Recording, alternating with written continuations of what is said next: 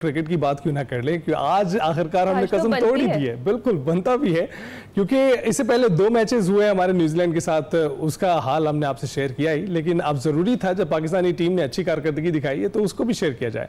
तो पाकिस्तान और न्यूजीलैंड के दरमियान आज तीसरा T20 मैच था। पाकिस्तान ने न्यूजीलैंड को 9 विकेटों से शिकस्त दे दी है।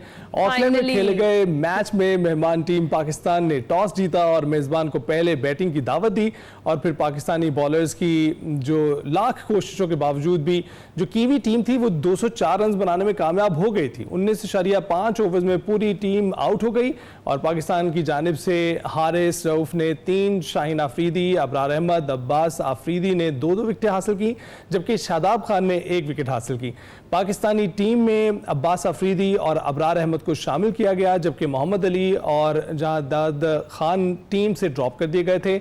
पाकिस्तान की जानिब से ओपनर हसन नवाज, उन्होंने शानदार कारकर्दगी दिखाई। 45 गेंदों पर करियर की पहली सेंचुरी जड़ दी और 105 रन बनाकर नाकाबिल शिकस्त रहे और क्रीज पर ही मौजूद थे वो। कप्तान सलमान अली आगा ने भी बरक रफ्तार 31 गेंदों पर 51 रन बनाए थे और मोहम्मद हारिस ने भी 20 गेंदों पर 41 रन बनाए। और इसी पर बात करते हैं। जी हाँ, इस पर हमने बात करनी है और क्यों ना की जाए, आखिरकार को फाइनली हम एक मैच जीत गए हैं, उस पर सेलिब्रेशन तो बनती है। इरफान ज़हीर साहब स्टूडियोज में हमारे साथ मौजूद हैं, उनसे बात करें। अस्सलाम वालेकुम, कैसे हैं इरफान? अल्हम्दुलिल्लाह जी, थैंक यू सो मच।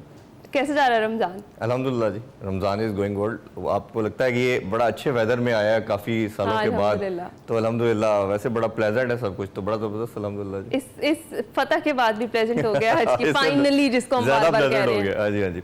देखिए, मैं हमेशा कहता हूँ ये क्रिकेट जो है ना, मेयर एक स्पोर्ट नहीं है, ये पूरी नेशन को यूनाइट करती है, आपकी पूरी नेशन को एंटरटेनमेंट प्रोवाइड करती है, पूरी नेशन के लिए आप सोर्स ऑफ जॉय है। आप देखें, आपकी कंट्री की कोई भी सिचुएशन होती है, कोई भी टर्बुलेंस होती है, आप सब कुछ भूल जाते हैं। और आज जैसे आपके साइड पे सारे खिले हैं, बाकी भी देखें लोग, ये इसीलिए मैं कहता हूँ कि जितने भी स्टेक होल्डर हैं, जितने भी हेल्थ अफेयर में लोग बैठे हैं, उनको इस पर सोचना चाहिए। और जिसको जो हम बहुत कैजुअल लेते हैं ना, मैं तो डरता हूँ उस वक्त से, जिस तरह हमने हॉकी के साथ जो किया, हमारी नेशनल गेम थी, विक्ट्रीज का जब कनेक्शन टूटता है तो वो आपका एक डिस्टेंस क्रिएट हो जाता है आपकी लोगों का उस स्पोर्ट के साथ।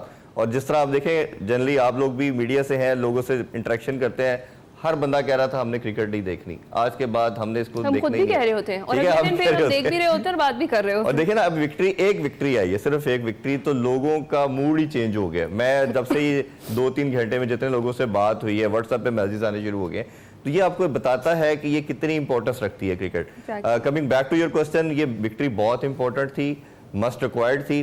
3-4 साल से हम जो बात कर रहे थे कि एक सर्टन जो ग्रुप था, उन्होंने लड़कों को आने नहीं दिया, जो यंगस्टर की बात करते हैं उनको अपॉर्चुनिटी नहीं दी गई। आप लोगों के साथ भी मैंने काफ़ी शोज़ पे बात की थी कि ये जो कहा जाता है ना, पाकिस्तान में सो कॉल्ड कि टैलेंट नहीं है, यही लड़के हैं, इन्हीं के साथ आप मूव करें, ये उसका रिप्लाई था। ये उस लिहाज से बहुत ज़रूरी थी।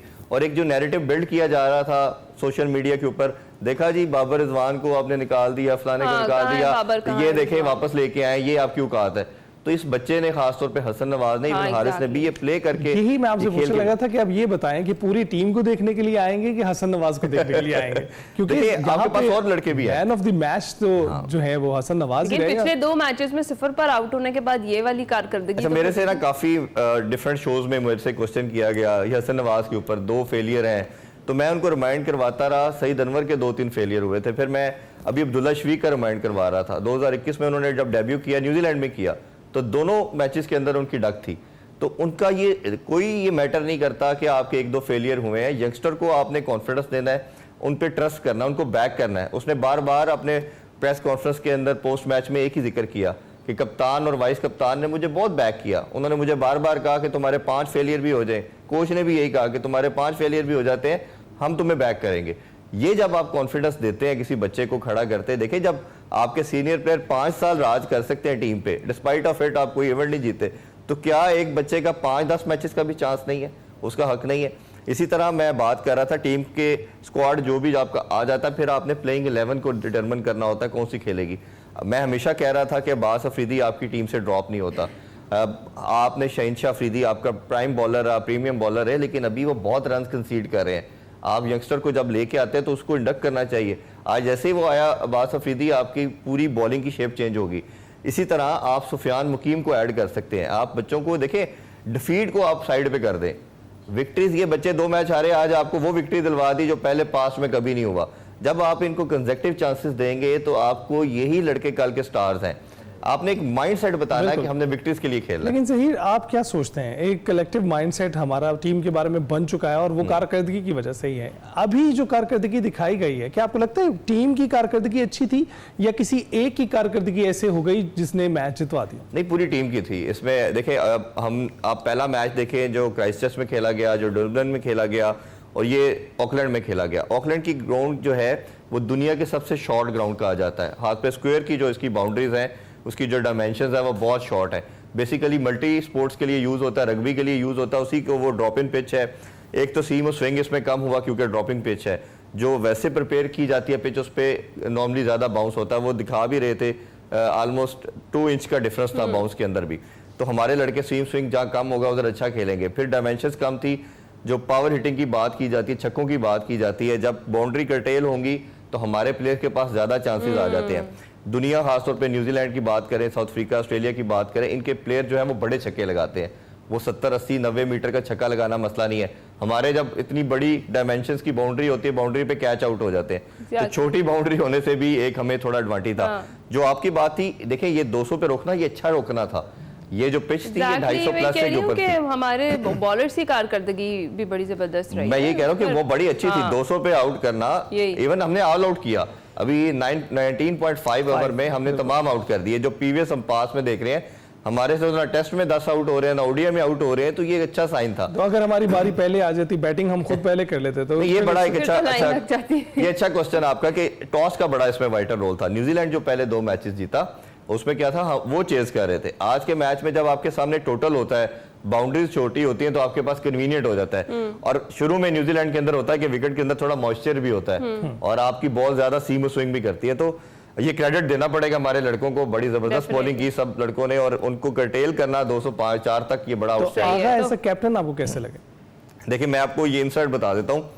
ये सलमान अली आगा के लिए मेक एंड ब्रेक की सीरीज थी।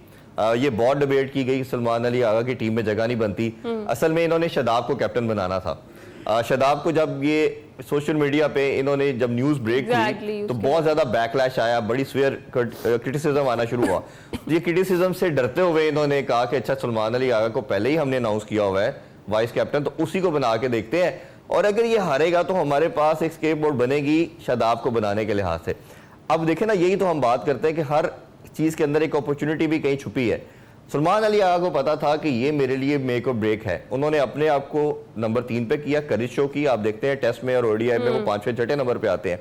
उन्होंने लीड फ्रॉम द फ्रंट की बात की, खुद ऊपर आए, नंबर 3 पे खेले। उनको ये मालूम है कि अगर मैं किसी तरह ये सीरीज जीत जाता हूँ तो ये जो पाकिस्तान की जो क्रिकेट का बुरा हाल हो रहा है, जो एक प्रॉब्लम चल रहा है, तो मेरे लिए मेरा फ्यूचर भी बन सकता है। तो उसने इसको एज ए अपॉर्चुनिटी जाना। ये मैं आपको गारंटी से बता रहा हूँ, बात श्योरिटी से बता रहा हूँ कि ये सीरीज अगर पाकिस्तान जिस तरह हार रहे थे और अगर हार जाता या आगे हार जाए खुदा ना खास्ता, तो ये शादाब के लिए रास्ता था।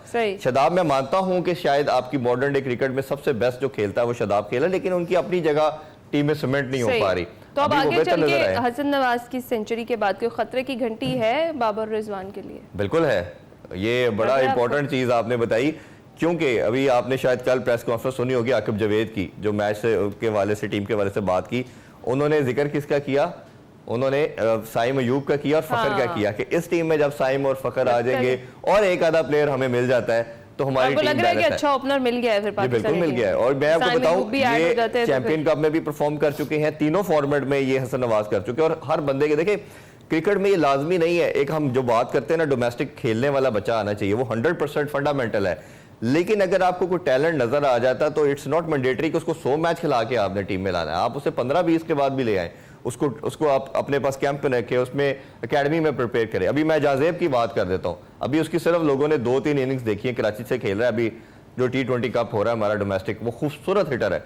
अब ये देखिए, ये टैलेंट आपके पास है। अब ये बोर्ड का ऑनस है, पाकिस्तान टीम के कैप्टन का ऑनस है कि उसको प्रिपेयर कैसे करता है, उनको लेके कैसे चलते हैं। बिल्कुल, तो ये टैलेंट पाकिस्तान को है। पाकिस्तान को जो एक अच्छा, चलो फिर आपसे प्रेडिक्शन भी एक ले लेते हैं कि वन नाइट वंडर तो नहीं है कि एक मैच जीते और फिर अगले 2 मैचों की क्या प्रेडिक्शन है? देखिए, प्रेडिक्शन इस तरह करना तो हम देखिए, बच्चे हारेंगे भी, ये हम फिर वही बात कर रहा हूँ, ये हो सकता है 2-4 मंथ हारे भी, 1 ऑफ विक्ट्री दिलवाए। एक चीज इनको बड़ी क्लैरिटी के साथ बताई गई है कि आपने फेयरलेस क्रिकेट खेलनी है, आपने हार जीत को नहीं जानना, आपने उसके लिए अटैक की तरफ खेलना है। तो जब ये अप्रोच होगी तो आप गिरते गिरते एक दफा फिर आप जब टीम बनेगी विक्टिम्स मिलना शुरू होंगी। आपने पहले लड़कों को 4 साल दिए हैं, 5 साल दिए हैं, तो इन बच्चों पे 1-2 सीरीज से पहले ऐसा बात करना ही मैं क्राइम समझता हूं। ठीक है, बहुत शुक्रिया इरफान ज़हीर साहब, आपने खुसूसी तौर पे हमें इसमें ज्वाइन किया और अच्छी बात यह है कि आज हम मैच जीते हैं तो आप हमारे साथ स्टूडियो में मौजूद है और इस पर हमने बात की है जी। इसी के साथ